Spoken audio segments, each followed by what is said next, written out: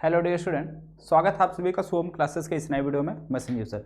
Student, आज के इस वीडियो में जैसा कि मैंने आपको कहा था कि आज मैं आपको चैप्टर नंबर 1 से लेके पूरे 14 तक जितने भी आपके इंपॉर्टेंट डेरिवेशन हैं उन सभी क्वेश्चन को एक साथ हम आपको बता देने रहे हैं। ठीक है, आप सभी लोग कॉपी पेन में इसको नोट कर लीजिए और जैसा कि हमने कहा कि डेली आप क्या कीजिए कि डेली दो डेरिवेशन आप तैयार करते रहिए। और किस तरीके से तैयार करेंगे ये भी मैंने आपको बताया कि जैसे आप कोई भी डेरिवेशन उठा लीजिए, अगर वो डेरिवेशन आपका तैयार है तो अच्छी बात है, अगर नहीं तैयार है जैसे मान लीजिए आप सुबह के समय जो है डेरिवेशन पढ़ रहे हैं, ठीक है, सुबह के समय मान लीजिए आप डेरिवेशन पढ़ ले रहे हैं और अगर आपका तैयार है तो आप बिना देखे उसको लिख लीजिए। ये तैयार वालों के लिए हो गई।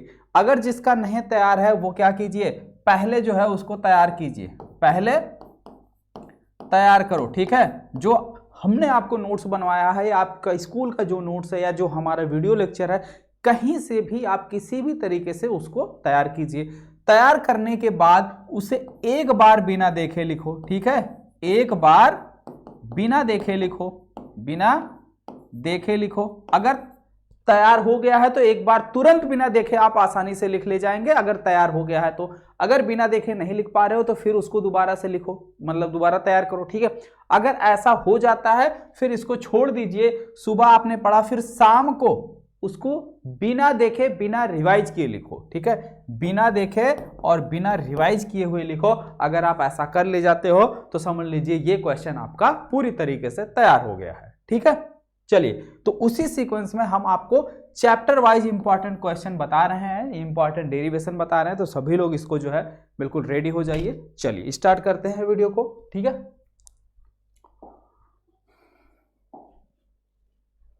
Long answer type question. ठीक है, यानी कि विस्तृत उत्तरीय प्रश्न जो आपके डेरिवेशन में पूछे जाते हैं। एक सेकंड,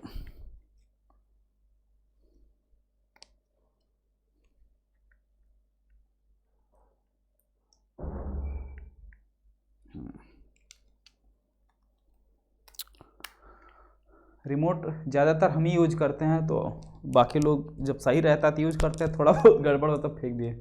चलिए पहला क्वेश्चन देखिए, आपके पहले चैप्टर से है। किसी वैद्युत द्विध्रुव के कारण अक्षीय व निरक्षीय स्थिति में वैद्युत क्षेत्र की तीव्रता का व्यंजक प्राप्त कीजिए। क्वेश्चन क्या है, क्वेश्चन में देखिए थोड़ा सा जो है मिस्टेक है कि किसी वैद्युत द्विध्रुव के कारण निरक्षीय स्थिति में, ठीक है, यहां पे होगा कारण अक्षीय व निरक्षीय स्थिति में, अक्षीय व निरक्षीय स्थिति में वैद्युत क्षेत्र की, वैद्युत क्षेत्र की तीव्रता का, वैद्युत क्षेत्र की तीव्रता का व्यंजक प्राप्त कीजिए। यानी अगर हम बात करें आपके अक्षीय स्थिति की तो स्टूडेंट अक्षीय स्थिति में क्या तीव्रता थी, अक्षीय स्थिति में तीव्रता थी E = 1/4 पाई एप्सिलॉन नॉट, ठीक है, 2p/r³, 2p/r³, ये अक्षीय स्थिति में थी। अगर हम बात करें जहां पे P = क्या था, P = था 2ql, P = क्या था 2ql, ठीक है, P क्या है, वैद्युत द्विध्रुव का द्विध्रुव आघूर्ण है। वहीं अगर हम बात करें निरक्षीय स्थिति की, निरक्षीय स्थिति, ठीक है, तो निरक्षीय स्थिति में E = था 1/4 पाई एप्सिलॉन नॉट p/r³। तो अगर यहाँ पे आपको ध्यान से देखा जाए तो अक्षीय स्थिति और निरक्षीय स्थिति में वैद्युत क्षेत्र की तीव्रता में क्या है, एक संबंध है। यानी कि अक्षीय स्थिति में वैद्युत क्षेत्र की तीव्रता निरक्षीय स्थिति की 2 गुनी होती है। ठीक है, ये पहला क्वेश्चन था। सेकंड क्वेश्चन है, गॉस का नियम व उसके अनुप्रयोग। ठीक है, गॉस का नियम व उसके अनुप्रयोग लिखिए। ठीक है, तो गॉस का नियम और उसके अनुप्रयोग, इसके अनुप्रयोग में 2 मेन अनुप्रयोग हैं, यानी कि 2 अनुप्रयोग है। पहला जो आपका है और दूसरा, पहला है अनंत लंबाई का, अनंत लंबाई का एक समान आवेशित चालक तार, एक समान आवेशित चालक तार। ठीक है। दूसरे की अगर हम बात करें तो अनंत लंबाई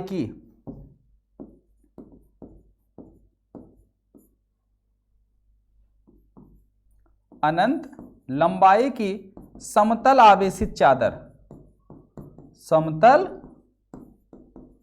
आवेशित चादर, ये दो अनुप्रयोग आपके पढ़ने हैं इस क्वेश्चन में, ठीक है। और ये दोनों अनुप्रयोग बहुत ज्यादा इंपॉर्टेंट है। अभी अभी आपने मॉडल पेपर में देखा कि ये वाला क्वेश्चन पूछा हुआ था, ठीक है, मॉडल पेपर में ये वाला क्वेश्चन पूछा हुआ था, ठीक है।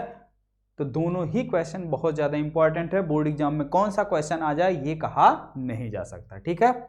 इसके बारे में गेस करना दिक्कत है, ठीक है। अभी हम बोल दें ये वाला आएगा, यही आ गया तो, या बोल दें ये मॉडल पेपर में आया है तो ये नहीं आएगा, ये आएगा, पता चला फिर यही आ गया तो इसलिए आप दोनों ही क्वेश्चन आप तैयार कर लीजिए, ठीक है, जिससे जो है संशय वाली बात ना रह जाए। आगे देखिए नेक्स्ट तीसरा है, आवेशित चालकों को जोड़ने पर उभयनिष्ठ विभव व ऊर्जा में ह्रास का व्यंजक प्राप्त कीजिए। तो आवेशित चालकों को अगर हम जोड़ते हैं आपस में, ठीक है, ऊर्जा में ह्रास का व्यंजक प्राप्त कीजिए, ये क्वेश्चन भी हम आपको करवा चुके हैं, ठीक है, ये क्वेश्चन भी हम आपको करवा चुके हैं।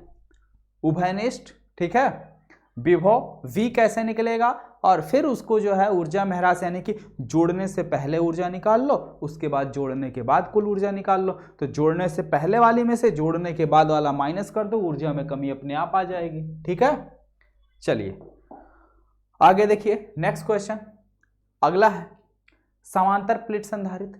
समांतर प्लेट संधारित्र की अगर हम बात करें तो समांतर प्लेट संधारित्र की धारिता C इक्वल टू क्या होता है, K epsilon not A by D, जहां पे ये हमारा क्या समांतर प्लेट संधारित्र है, एक तरफ पॉजिटिव चार्ज, दूसरी तरफ क्या होता है हमारा नेगेटिव चार्ज, ठीक है। ये एक समान रूप से क्या होते हैं, आवेशित होते हैं। इनके बीच की टोटल डिस्टेंस क्या है, d है। इसके प्लेट का क्षेत्रफल, प्लेटों का क्षेत्रफल कितना है, प्लेटों का क्षेत्रफल कितना बच्चों, a, ठीक है। और अगर इसके मध्य हम कोई k परावैद्युत पदार्थ भर देते हैं, ठीक है, k परावैद्युतांक का कोई परावैद्युत पदार्थ अगर हम भर देते हैं इस तरीके से अगर इसके अंदर हम क्या करें, कोई परावैद्युत पदार्थ भर दें जिसका परावैद्युतांक कितना हो, k हो, कितना है इसका परावैद्युतांक कितना, k, तो इसकी जो धारिता C इक्वल टू क्या हो जाएगी, formula C equal to K epsilon not A by d, ठीक है, ये इसका फार्मूला हो जाएगा। यहीं पे इतना ही नहीं, ये आपसे यही क्वेश्चन इसी में और प्लस करके पूछ लिया जाता है, इसी में प्लस करके कि इसकी धारिता कैसे बढ़ाई जा सकती है, इसकी धारिता कैसे बढ़ाई जा सकती है।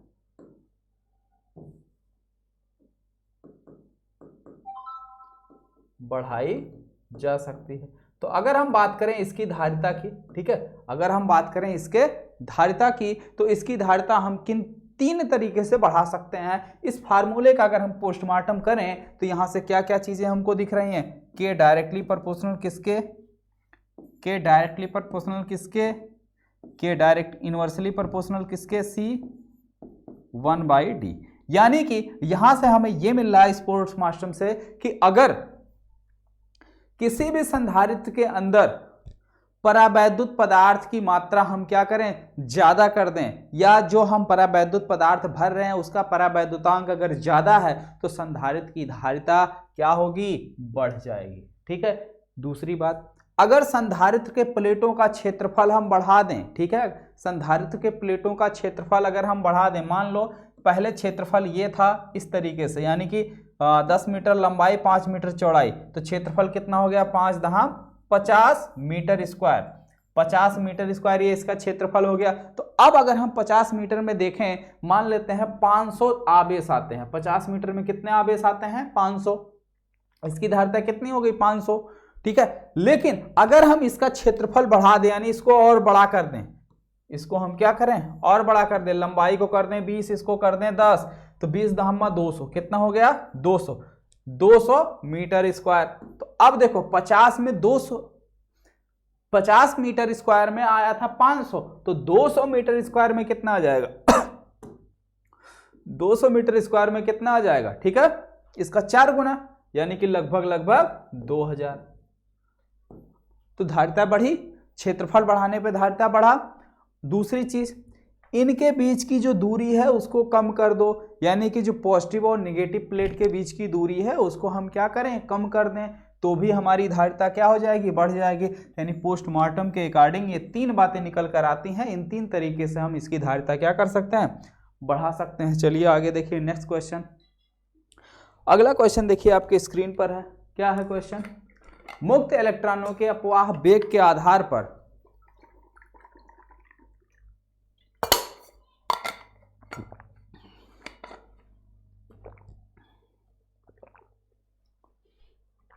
मुक्त इलेक्ट्रॉनों के अपवाह वेग के आधार पर ओम के नियम का व्यंजक प्राप्त कीजिए या ओम के नियम का निगमन कीजिए। तो सबसे पहले हमें अनुगमन वेग Vd क्या चीज होती है उसके बारे में बताना है। ठीक है, अनुगमन वेग के आधार पर हमें बताना है, यानी कि अनुगमन वेग, इसी को ड्रिफ्ट वेलोसिटी बोलते हैं इंग्लिश में। अनुगमन वेग Vd क्या चीज होता है इसको एक्सप्लेन करना है। दूसरी बात, यही क्वेश्चन कभी कभी घुमाकर इस तरीके से पूछ लिया जाता है कि धारा तथा अनुगमन वेग में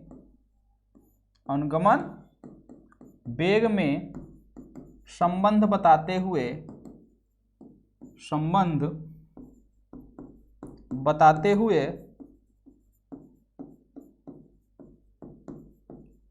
ओम के नियम का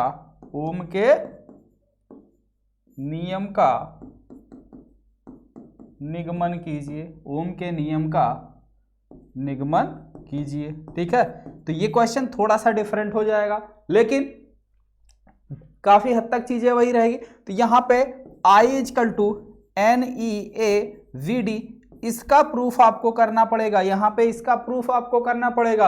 और इस क्वेश्चन में Vd क्या चीज है, Vd अनुगमन वेग क्या है, इसकी वैल्यू आपको कैलकुलेट करनी पड़ेगी। ठीक है, बात समझ में आ रही है? दोनों क्वेश्चन में डिफरेंस, दोनों क्वेश्चन में अंतर समझ में आ रहा कि इसी क्वेश्चन को कभी कभी इस तरीके से भी पूछा जाता है कि धारा तथा अनुगमन वेग में संबंध बताते हुए, तो यानी कि संबंध ये है, इसको प्रूफ करना पड़ेगा। लेकिन अगर ये 3 नंबर का क्वेश्चन दे दिया जाए या 2 नंबर का क्वेश्चन दे दिया जाए, तब आप इसको प्रूफ नहीं करोगे, सीधे I = NeABD इसको यूज कर लेना। ठीक है, सीधे सीधे इसको यूज कर लेना। ठीक है, फिर आगे ओम का नियम प्रूफ कर देना। बात समझ में आ गई? चलिए आगे बढ़ते हैं। नेक्स्ट क्वेश्चन,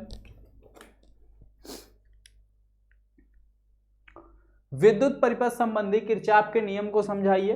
तो विद्युत परिपथ संबंधी किरचॉफ के नियम की अगर हम बात करें, पहला जो है संधि का नियम, ठीक है, दूसरा बंद पास या लूप का नियम, ठीक है, लूप या बंद पास का नियम। तो अगर हम संधि के नियम की बात करें तो इसका मतलब क्या होता है, किसी भी संधि पर समस्त धाराओं का बीजगणितीय योग क्या होता है, शून्य होता है, ये पहला। दूसरा बंद पास या बंद लूप का नियम, तो I × R = समेशन इसके अंदर जितना भी सेल लगा हुआ होता है, ठीक है, समेशन E, यानी कि सेल का विद्युत वाहक बल के बराबर होता है। ठीक है, या इसको अगर आप दूसरी तरफ खींच लोगे, summation I × R - summation E = 0, ये चीज आपका निकल के आ जाएगा। ठीक है, ये दूसरा है। तो ये आपके किरचॉफ का नियम है, वैद्युत परिपथ संबंधी, बेहद इंपॉर्टेंट है। ठीक है, very very very important question है ये।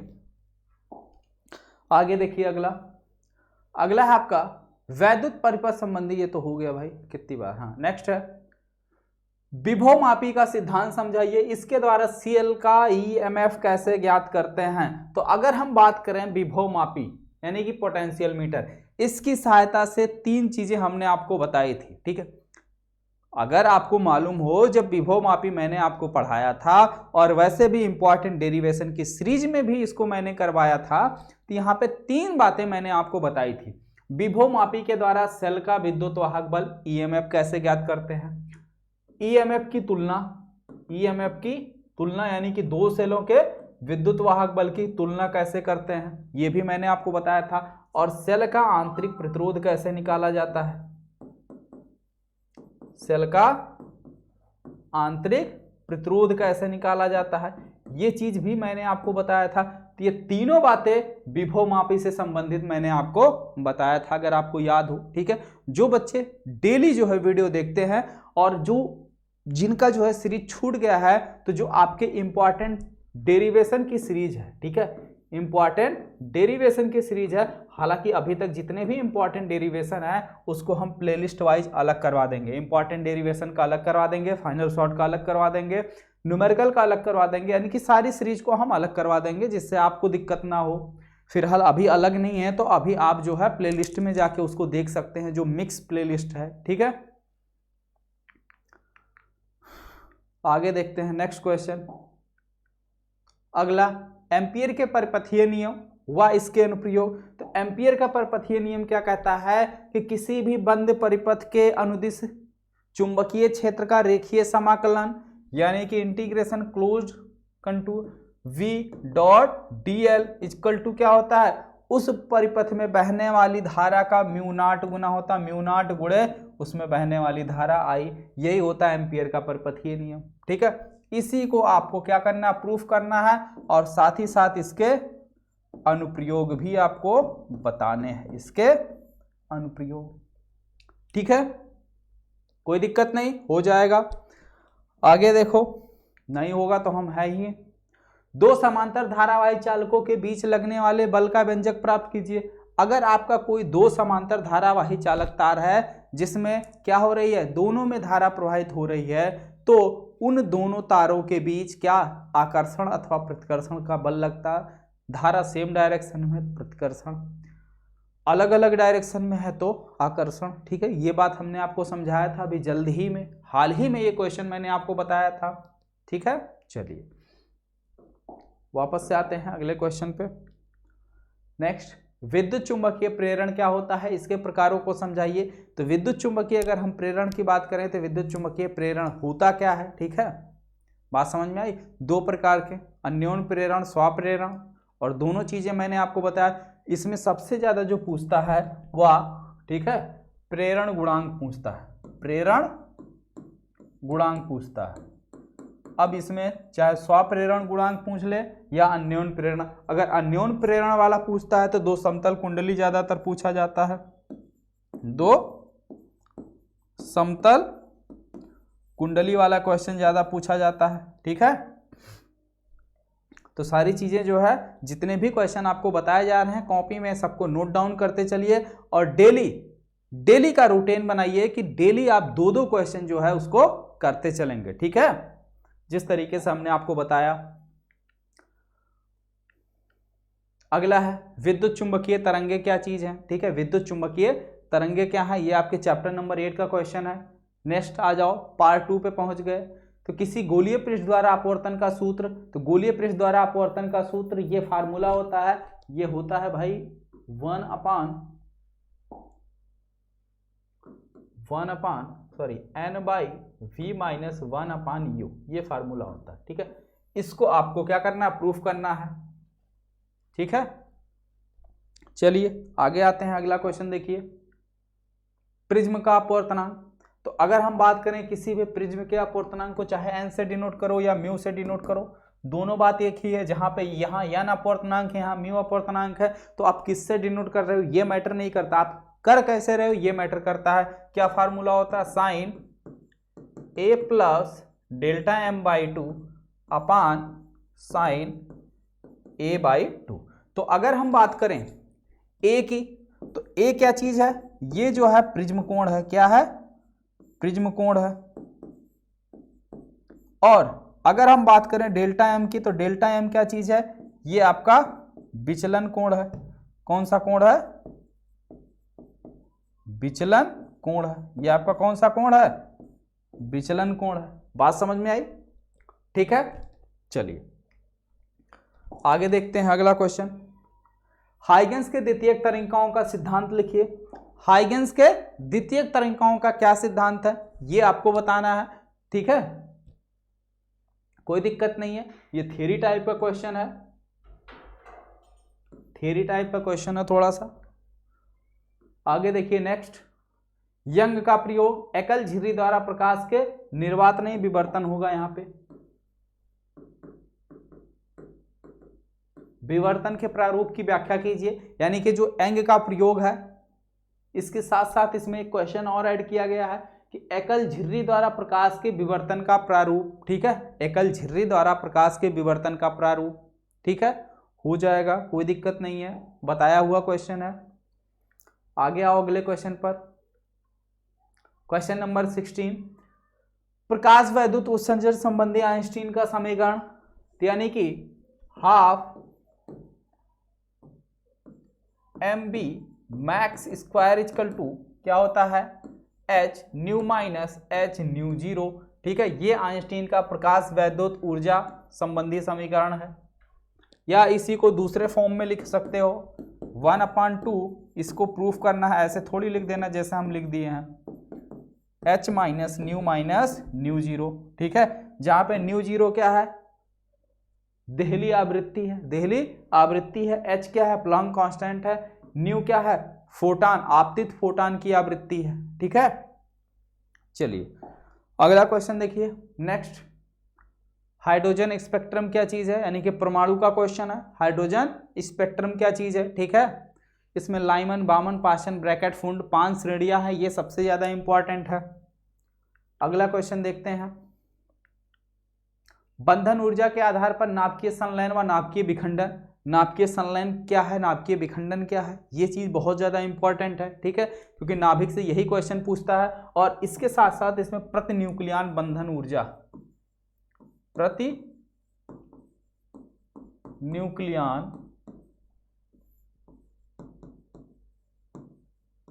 बंधन ऊर्जा, ये ज्यादातर पूछता है, प्रति न्यूक्लियन बंधन ऊर्जा। ठीक है, आगे आते हैं, लास्ट क्वेश्चन देखते हैं।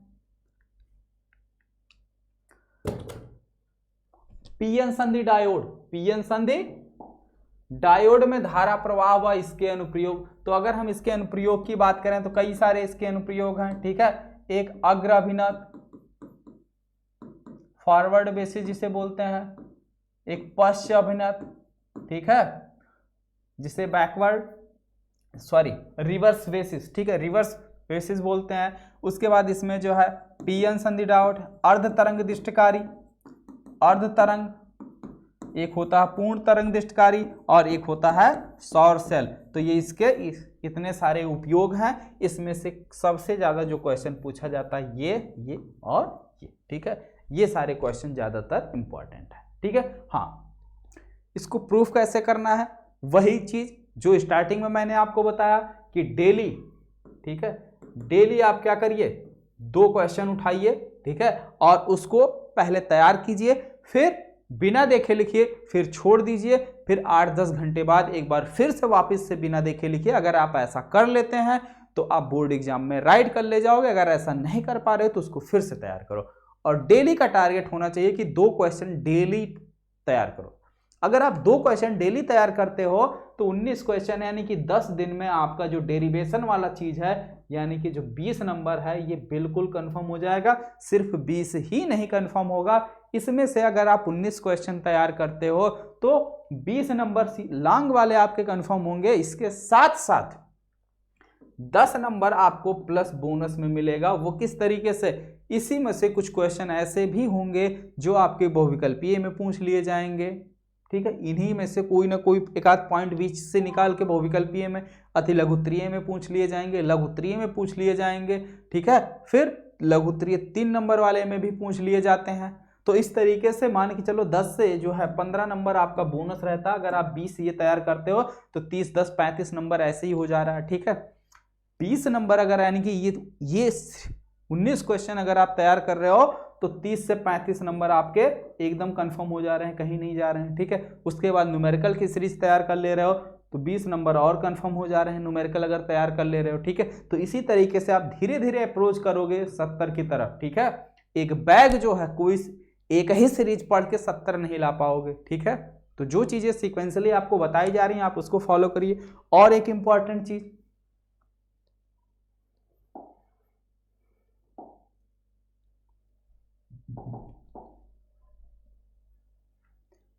यहाँ पे ध्यान से देखिए, आप सभी लोगों के स्क्रीन पर डाउटनट का एक व्हाट्सएप नंबर शो हो रहा होगा 8400400400।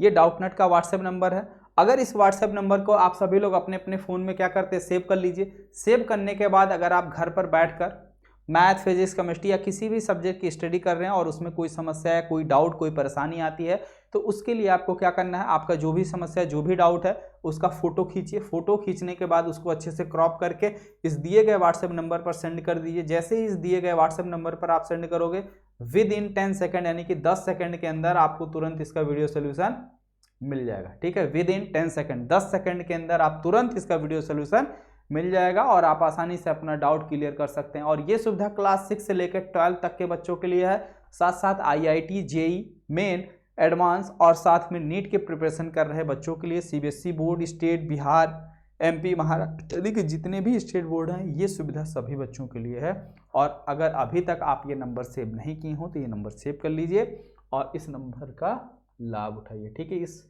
सुविधा का जो है आप सभी लोग लाभ उठाइए। ठीक है, तो ये रहे कुछ आपके टोटल 19 क्वेश्चन।